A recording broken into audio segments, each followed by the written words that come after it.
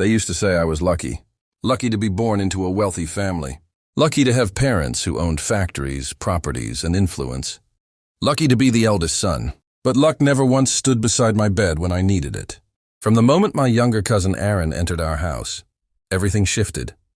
He wasn't blood, just the orphaned son of my father's distant relative, but he smiled better than me. He spoke louder. He laughed in a way that made people feel warm. I was quiet, observant, useful. And in this family, useful was all I was ever allowed to be. While Aaron was praised for existing, I was praised only when I succeeded. Stray days weren't celebrated. They were expected. Working late at the company wasn't loyalty, it was duty. Sacrifice wasn't admired, it was normal. My parents stopped asking how I felt years ago. They only asked what I could do next. When the company faced its biggest crisis, I was the one who stayed awake for 72 hours straight. I rewrote contracts, negotiated debts, absorbed blame that wasn't mine. When legal trouble surfaced, my name went on the papers, not Aaron's. "He's young," my mother said gently. "You're stronger," my father added. I believed them. I believed love was proven through endurance. Then came the accident. Rain hammered the road that night as I drove back from a meeting meant to save the company one last time. My phone buzzed, my mother's name flashing on the screen.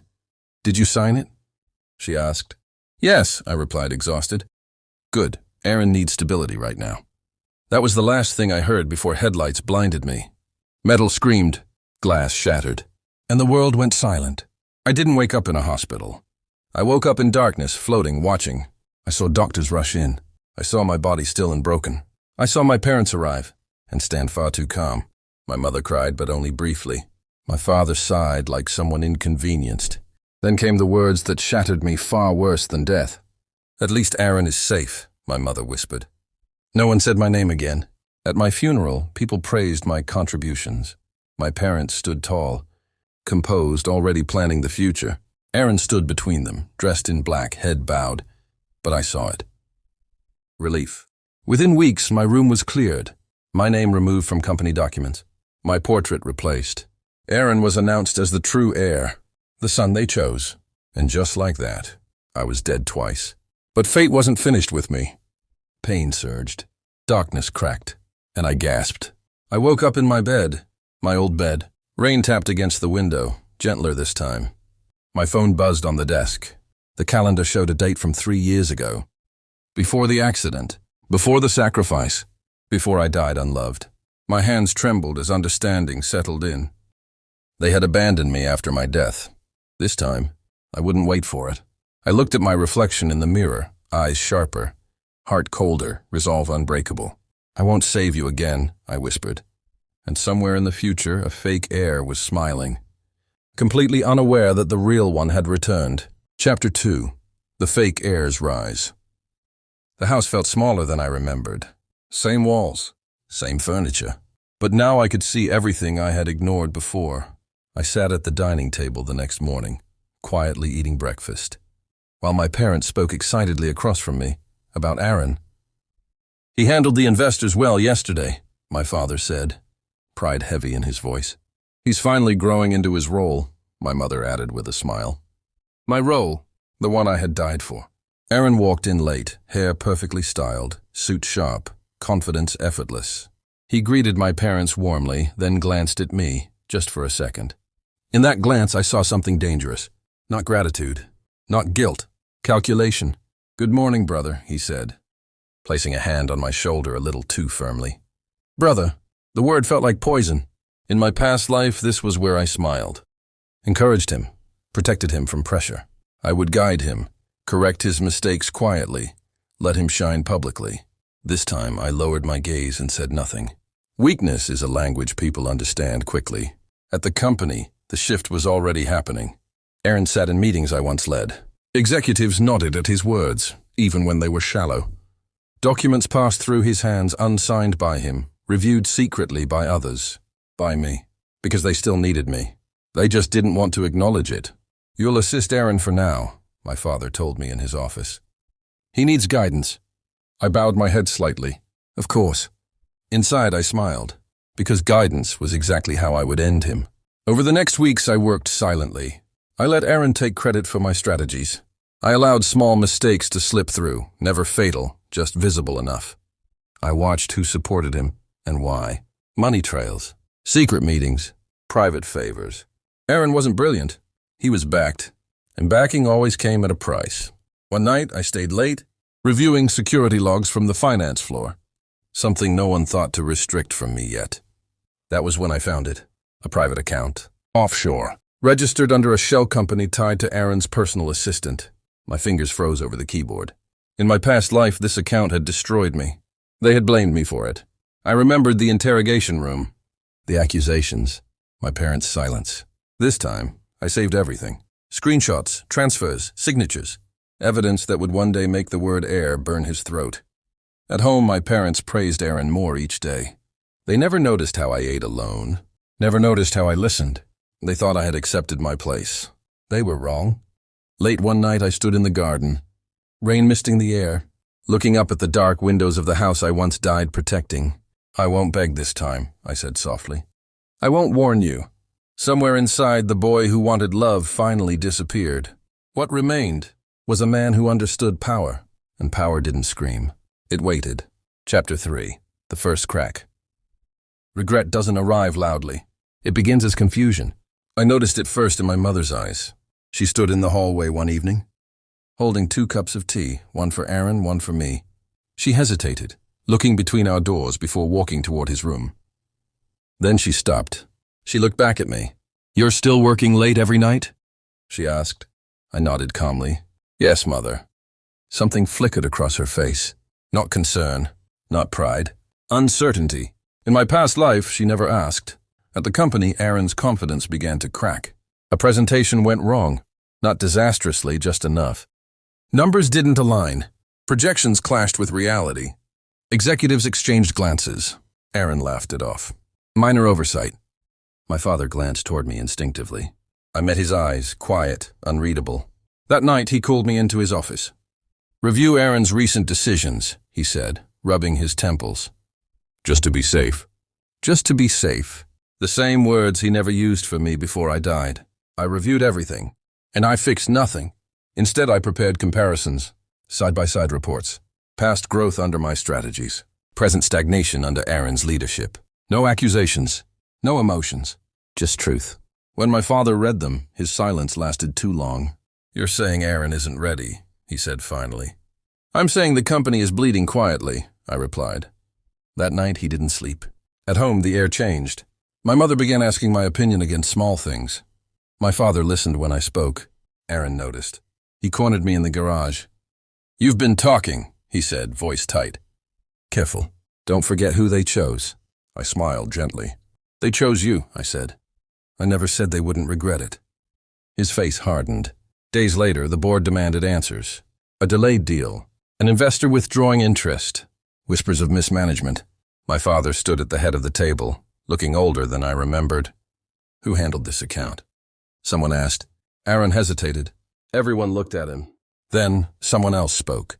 In the past, his brother managed similar portfolios flawlessly. Silence. My parents didn't defend Aaron. They didn't defend me either.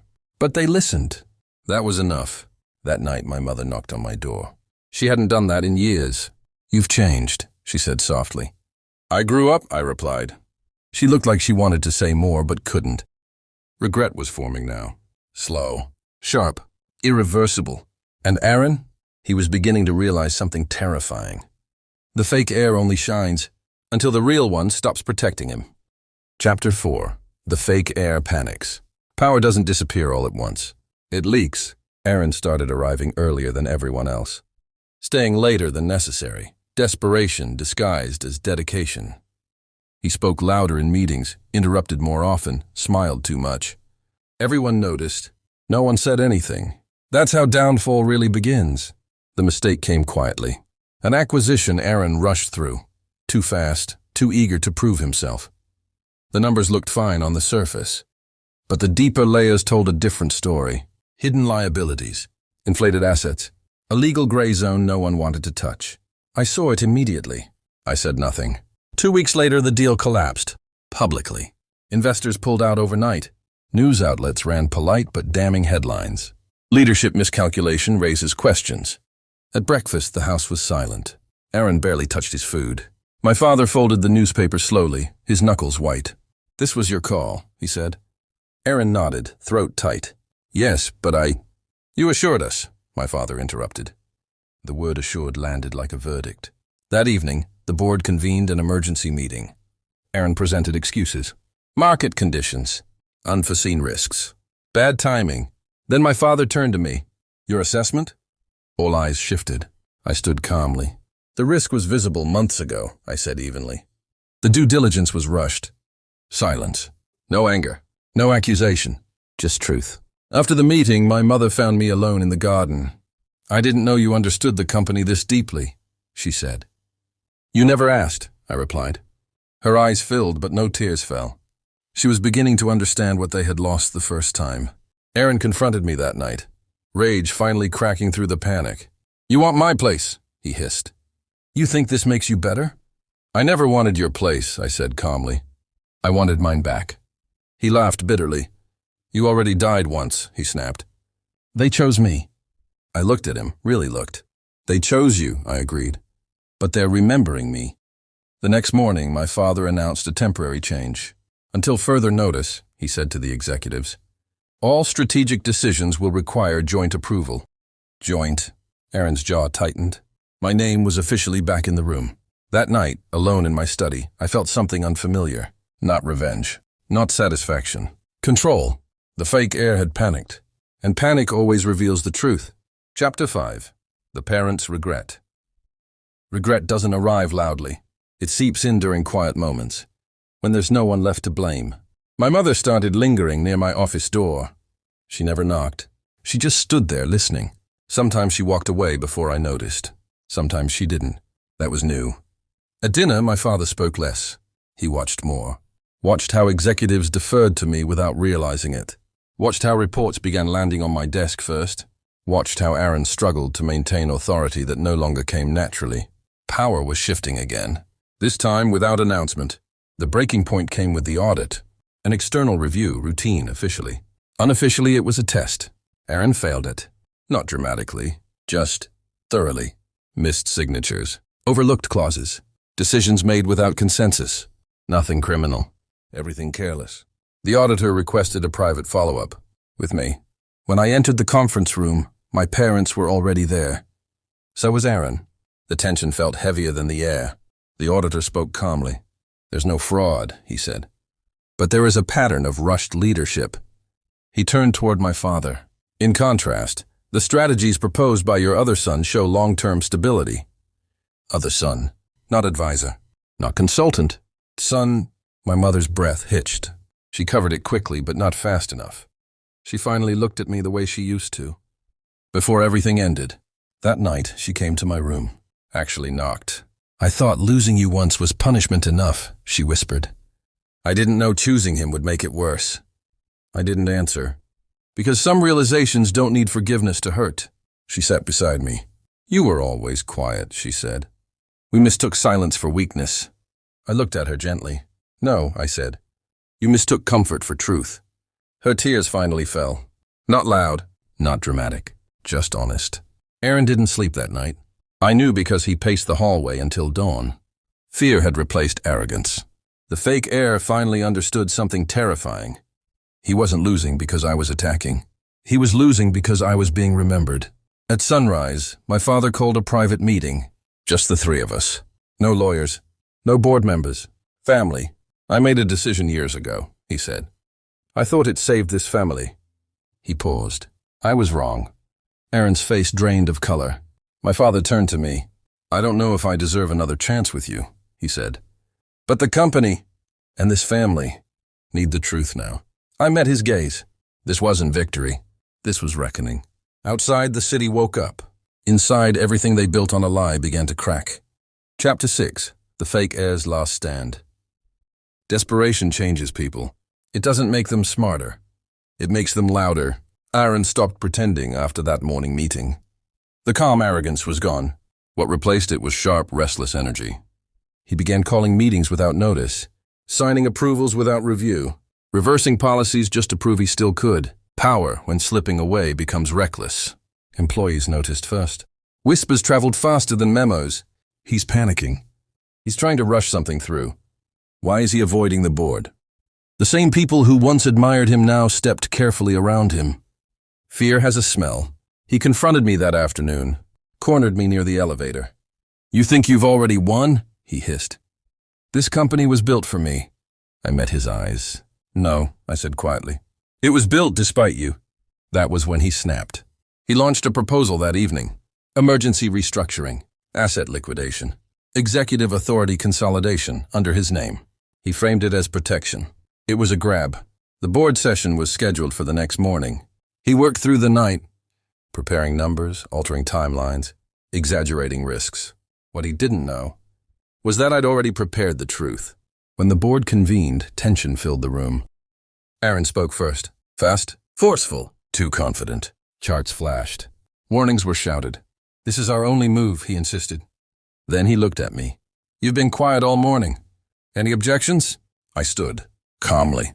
I agree we need restructuring, I said. Aaron smiled. Too early. But not under leadership that hides information. The room shifted. I handed the board a file. Emails. Recorded approvals. Time-stamped changes. Evidence of decisions he'd made alone. Against legal advice. After the audit warning. Not illegal. Irresponsible. Unforgivable. One board member adjusted his glasses. Why wasn't this disclosed? Aaron stammered. It wasn't relevant. Silence answered him. Then my father spoke. I asked for transparency, he said. You gave me fear. My mother didn't look at Aaron at all. The vote was short. No drama. No shouting. Authority stripped. Temporary suspension issued. Leadership transferred. Interim. To me, Aaron stood frozen as the words sank in. You can't do this, he whispered. I walked past him. I didn't, I said. You did. Outside the boardroom, executives nodded at me. Not with excitement, with relief. The company was breathing again. That night, Aaron packed his office. No one helped him. No one watched. Power leaves quietly when it's exposed. Later, my father joined me on the balcony. You were patient, he said. I had time, I replied. You gave it to him. He exhaled. Regret finally had weight. Below us, the city lights flickered. This wasn't revenge. This was correction. And only one thing remained. Chapter 7. The air they lost. The house was quiet in a way it had never been before. No tension. No pretending. Just the sound of truth settling in. My parents sat across from me in the living room. The same room where years ago they'd told me, you should understand. Aaron needs this more than you. I remembered standing there alone afterward, realizing love had conditions. Tonight there were no conditions left, only regret. My mother spoke first. Her voice trembled. We failed you. The words sounded small, but they carried years of weight. My father didn't interrupt her this time, didn't defend the past, didn't soften it. He simply nodded. We chose convenience over conscience, he said, and we called it family. I looked at them, really looked, not as parents, as people who had made a choice and lived with it. I didn't need the company, I said calmly. I needed you to choose me when it mattered. Silence followed, the kind that hurts because it's earned. My mother's eyes filled. We thought, if you were strong enough, you wouldn't need us. I exhaled. That's what everyone says, I replied. Right before they abandoned someone. There were no excuses left. No fake heir to blame. No future promise to hide behind. Just the present and what couldn't be undone. The next morning I announced my decision. Not to the board, not to the press. To my parents. I'm stepping down as interim CEO. Shock crossed their faces. I'll appoint a professional team, I continued. The company deserves leadership, not legacy warfare. My father stared. You're giving it up? I shook my head. No, I said. I'm choosing what you didn't. I walked away from the inheritance, not because I couldn't hold it, but because I no longer needed it to prove anything. Aaron left the city weeks later. No farewell, no redemption arc, just a lesson he'd carry alone. Months passed. The company stabilized. My parents tried awkwardly to rebuild something. I allowed distance. Healing needs space. One evening, standing alone on a rooftop, watching the skyline glow, I felt light, not victorious, not bitter, free. They chose a fake heir. I became the real one, not by birth, but by walking away whole,